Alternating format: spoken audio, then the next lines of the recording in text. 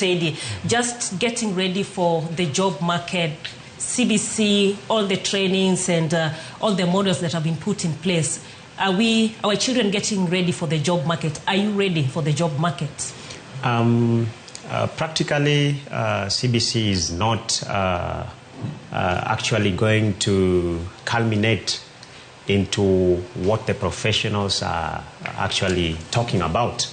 Because when you look at preparedness, they have talked about facilities, they have talked about the personnel that are going to drive this particular course.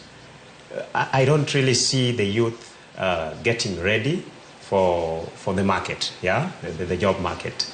And of course, for a punchline, you know, the root cause for all these problems, it still comes back to the comrades, the high fees. And I would like to urge that just as we had issued our statement, that our parents or the parents that are bringing their children to universities for first year might be able to raise those amounts in as much as they are huge for first year. But these parents will not be able to sustain the same through raising funds through families, through relatives and circles. And so, because the majority of the students at the university are the youth, you have to remember that you are youthful and the youth are very energetic, very radical, and very persuasive. We must step in and fight for our future. We must step in and fight for the coming generation. We are now getting divided that, you know, for the continuing students, this is not going to affect you. It is going to affect those who are coming behind you so that you remain silent. That is wrong.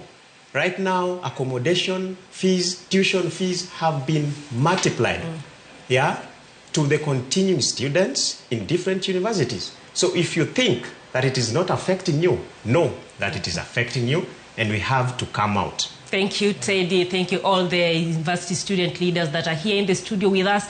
And as they say, it's all about taking it to the very end, not starting up something and then leaving it hanging at somewhere in between. So thank you very much for your thoughts and for speaking for the university or higher students population in the country. So back to the government studio, Yvonne and Lincoln.